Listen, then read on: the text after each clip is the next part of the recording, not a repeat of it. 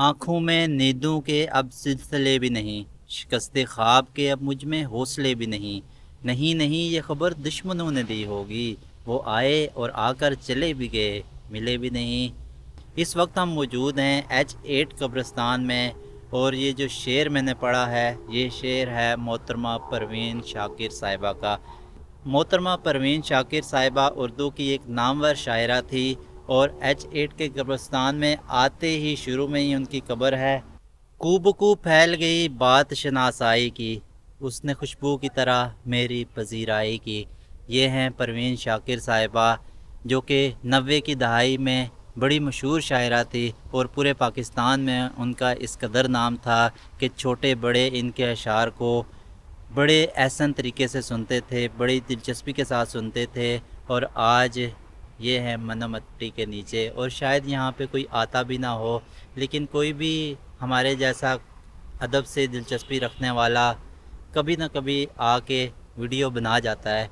तो आइए हम आगे चलते हैं। आगे आपको मिलेंगी अहमद फराज साहब की कब्र, रहमान मलिक साहब की कब्र, कुदरतुल्लाह शाहब की कब्र, मुमताज़ मुफ्ती की कब्र, नसीम इजाज़ी की कब्र, और इसी तरह आपको मिलेगी जोश मिलिया आबादी की कब्र। तो ये कब्रिस्तान इस तरह के मशहूर अशख़ास की कब्रों के साथ भरा पड़ा है। तो आइए आपको आगे भी लेके चलते हैं।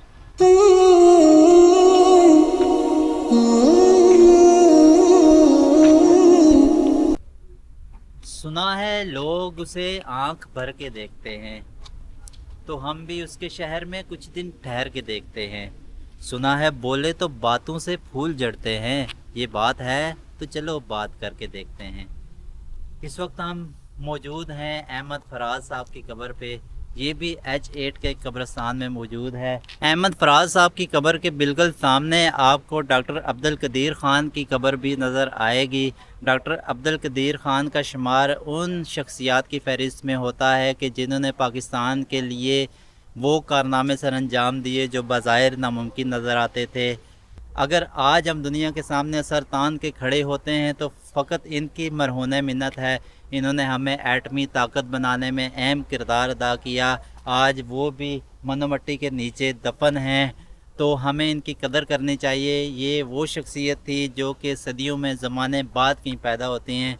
तो आगे भी चलते हैं। आगे डॉक्टर अब्दुल रहमान मलिक साहब की कब्र यहाँ पर मौजूद है, उसको भी देखते हैं।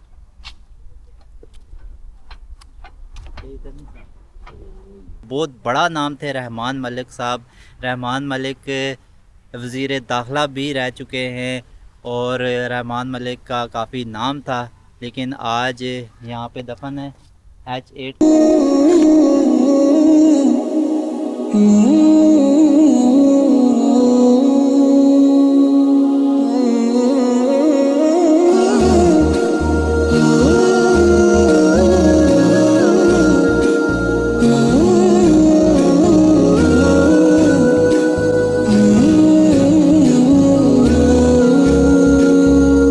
इंतहाई शोरा आफाक तारीख़ी नावलों के खालिक नसीम इजाज़ी साहब, जिन्होंने तारीख़ी नावलों में अपना इस कदर नाम कमाया कि आज अदब से रिलेटेड लोग इनको बड़े शौक़ से पढ़ते हैं, और इनके नावल बड़े मशहूर हैं। और तलवार टूट गई, शाहीन, और इस तरह के बहुत सारे नावल इनके काफ़ी मशहूर हैं। आज इनकी कब्र ढूंढने में हमें काफ़ी दुश्वारी आ रही थी। बहरहाल हमें इनकी कब्र मिल गई है, और एक छुपी हुई कब्र है, वाज़े नहीं है। बहरहाल अगर आप भी अदब से दिलचस्पी रखते हैं तो नसीम इजाज़ी का अदब की दुनिया में बहुत बड़ा नाम है।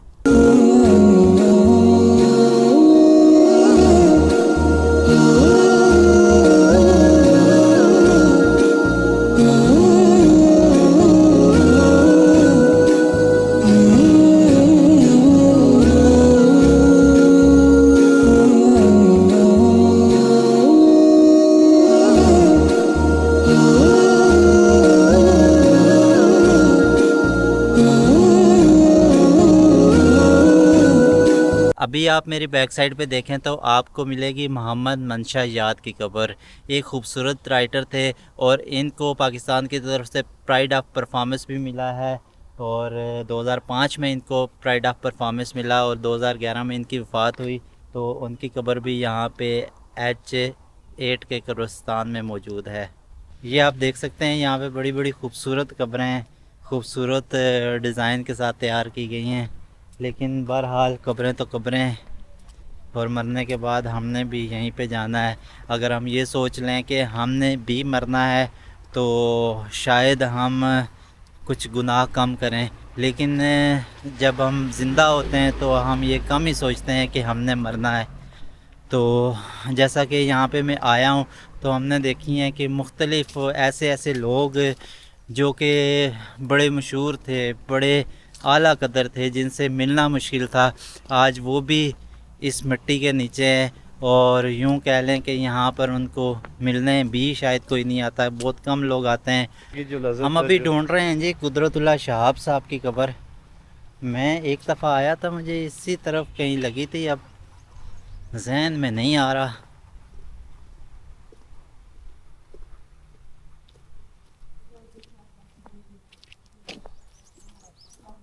फाइनली हमें कुदरतुल्लाह शहाब साहब की कब्र मिल गई। तो जो इल्म और अदब से दिलचस्पी रखते हैं तो वो कुदरतुल्लाह शहाब के नाम से बखूबी वाकिफ़ हैं। तो इनकी कब्र भी H8 के कब्रिस्तान में है। तो ये कब्र इतनी नुमाया नहीं है, ढूंढने में थोड़ी मुश्किल आ रही थी, लेकिन इनकी कब्र भी H8 के कब्रिस्तान में है। अभी मेरी बैक साइड पे आप देखें तो शबीर हसन ख़ान, और ये बड़े मशहूर शायर थे, जोश मलियाबादी के नाम से मशहूर थे। तो इनकी कब्र भी इसी कब्रिस्तान में है।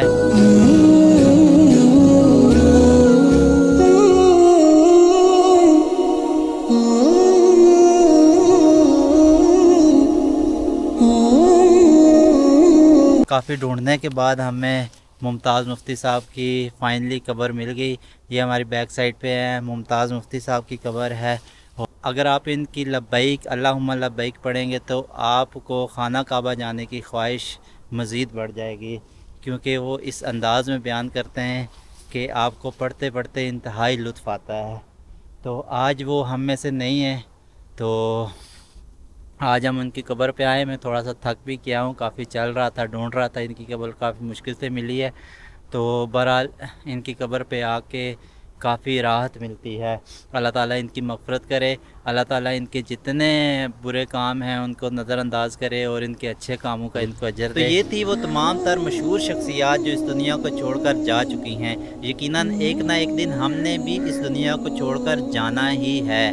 तो मेरी अल्लाह ताला से दुआ है कि अल्लाह ताला इन तमाम शख्सियात के बुरे कामों को दरगुज़र फरमाए और जो अच्छे काम इनके थे उनका अजर इनको पहुँचे।